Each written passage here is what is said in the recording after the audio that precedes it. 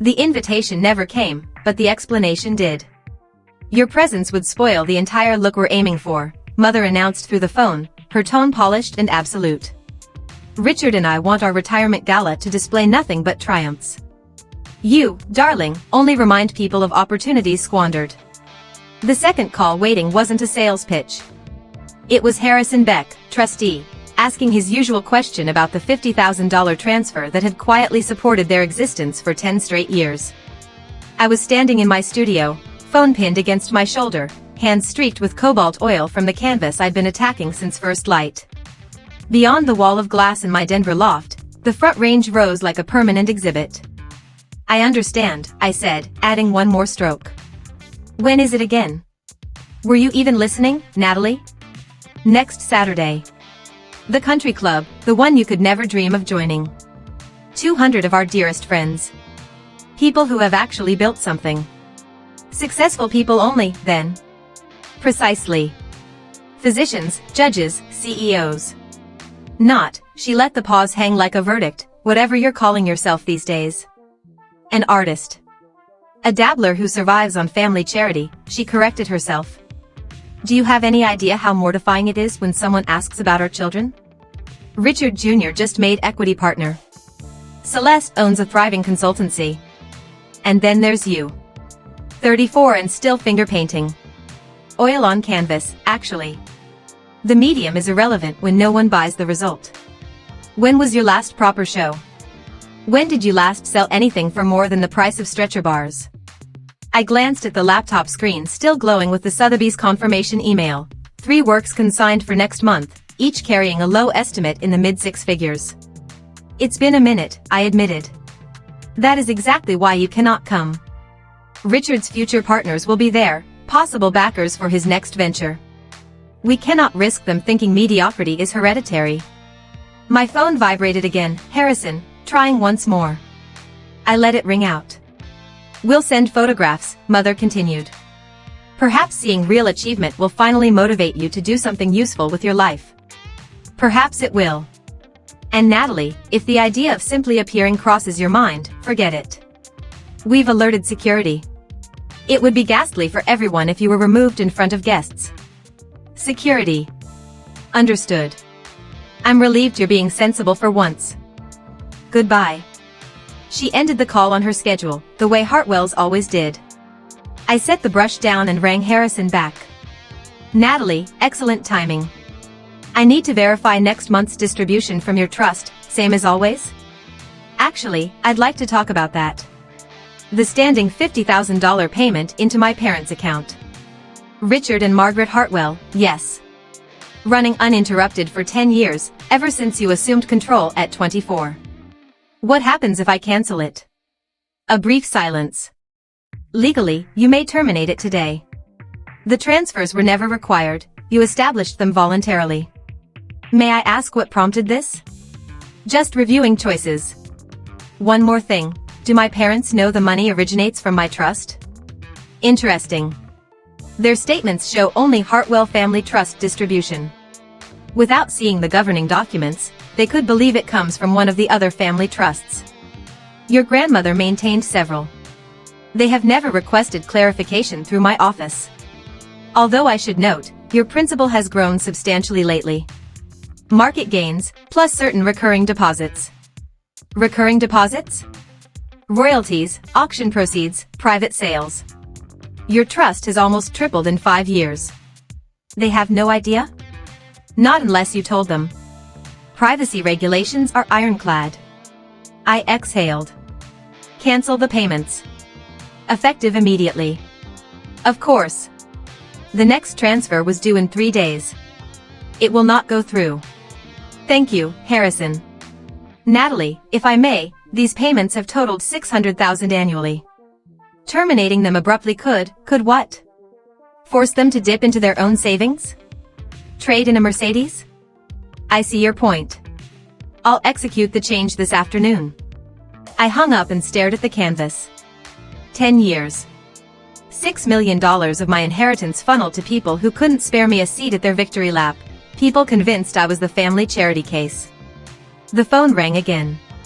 Celeste. Did Mom tell you?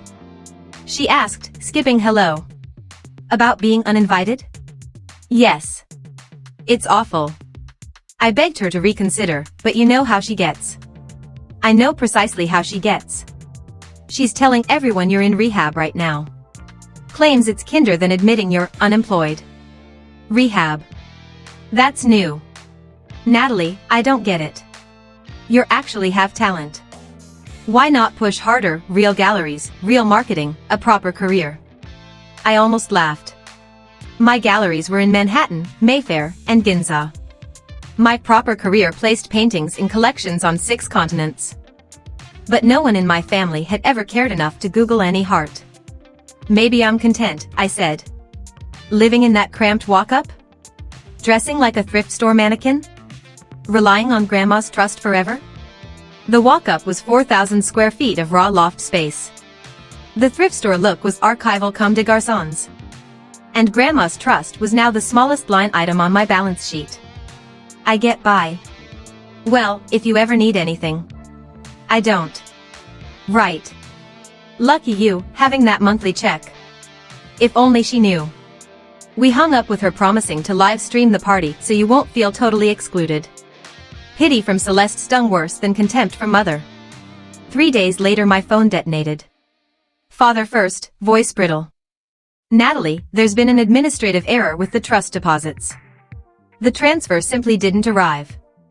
I've spoken to the bank, they claim the instruction was revoked. Can you phone whoever handles your distributions? This has to be a glitch. Why would I have the trustee's direct line? Well, you receive money from the same source. We assumed. Actually, I thought yours came from Grandma Patricia's trust. Uncle Robert administers that one, doesn't he? A swallow loud enough to hear. Yes. Patricia's. Of course. I'll make some calls. Click. 20 minutes later Mother again, no greeting, pure accusation. What did you do? I'm in the middle of a painting about estrangement and invisible labor. Don't be clever. The money. What did you do? I don't manage Grandma Patricia's other trusts, Mother. Stop the games, Natalie. I know where the deposits originate. I've always known. Have you? Then why spend a decade lecturing me about living on family charity?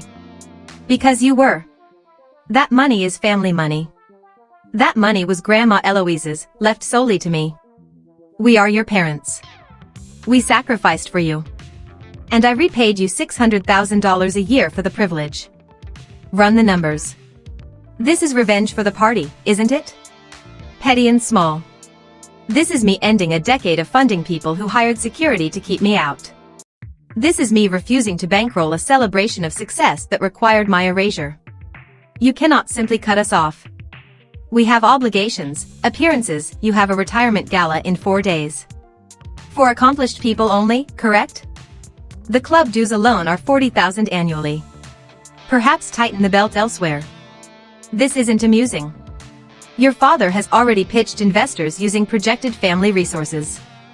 My resources. For a venture I've never even heard of. Family stands together. Family invites family to milestone events. Family doesn't circulate rehab rumors to protect the brand. That was optics. Practical aesthetics. Natalie, be rational. Deposits are non-refundable. We'll be ruined. Then maybe choose a less expensive way to broadcast your triumph. Like a modest backyard barbecue for actual loved ones. You're tearing this family apart. I'm drawing a boundary. There's a difference. I ended the call and blocked both their numbers. Temporarily. They could wait until after their party to scream again. Richard Jr. rang next. Natalie, what the hell is happening? Mom is hysterical. She told me I wasn't successful enough to attend her retirement party. So I stopped gifting them $50,000 a month. If that triggers hysteria, their finances are more fragile than their pride. Your trust? They swore those payments were from Grandma Patricia's side. They lied. They've been spending my inheritance while explaining to dinner guests that their youngest is a hopeless case. Christ. I had no clue. You never asked. This is insane. They've been living entirely on your money? Not entirely. They have pensions, investments, social security. They just preferred spending mine while calling me parasitic. And now they can't cover their own retirement party? The irony is almost painterly. A lavish toast to their achievements, catered, floraled, and photographed on the tab of the daughter they deemed unworthy of attendance. When you phrase it that way. God, Nat, I'm sorry. I should have pushed back years ago. You didn't know the full picture. I knew they treated you like a cautionary tale. I just accepted the story. Struggling artist, small stipend, perpetual disappointment. It was easier than confronting them. Hey, wait. Celeste says you paint. Are you good? I manage. Would I have seen anything? Possibly. I sign Any Heart. Long pause. Any Heart? The Any Heart who sold that mountain piece for $8.75 last year? After fees, yes. Holy shit, Natalie. You're famous. In certain rooms. Mom and Dad have no idea? They never asked my pseudonym. Just assumed failure and performed disappointment on cue. I need to sit down. You've been bankrolling them and they banned you for not being successful enough. Pretty much. What do I tell Celeste? Whatever you think she can handle. She deserves to know who actually kept the lights on in the house she grew up believing was paid for by parental brilliance. And the party? I'd sit this one out if I were you. In roughly 72 hours they'll discover the venue, the band, the florist, the photographer, every invoice, was queued against my account. Without the monthly cushion, they're about to learn the real cost of aesthetic perfection. They'll be mortified. They'll be enlightened. Subtle difference. I hung up and went back to the canvas. The painting was nearly complete, an immense landscape, luminous valley, one lone figure in the foreground, a glittering crowd far in the distance, all of them linked by delicate golden filaments only the lone figure could see. I would call it blood money and gift it anonymously to the Denver Art Museum. Let the docents puzzle over the meaning. Texts flooded in, Celeste, cousins, aunts, second cousins, everyone suddenly fascinated by family finance. I silenced the phone. In 4 days there would indeed be a retirement celebration for accomplished individuals only. My parents would either cancel in disgrace or show up drowning in red ink. Either way, they would finally understand that success is not measured by guest lists, or country club rosters, or the talent for sneering at one's own child. Sometimes success quietly signs her canvases in a mountain loft no one in the family bothered to visit, wears paint-spattered overalls that cost more than their shoes, and cuts the silent allowance the moment disrespect becomes a party theme. The payments were finished. 10 years of invisible generosity concluded with very visible consequences. But the painting, that would continue. Because the work was never for them. It was the alchemy of turning scorn, exclusion, and deliberate blindness into something people lined up around the block to experience. Rather like turning monthly trust disbursements into a retirement gala that collapses the moment the failure stops writing the checks. Call it poetic accounting. The gala would be memorable, if not in the way they planned.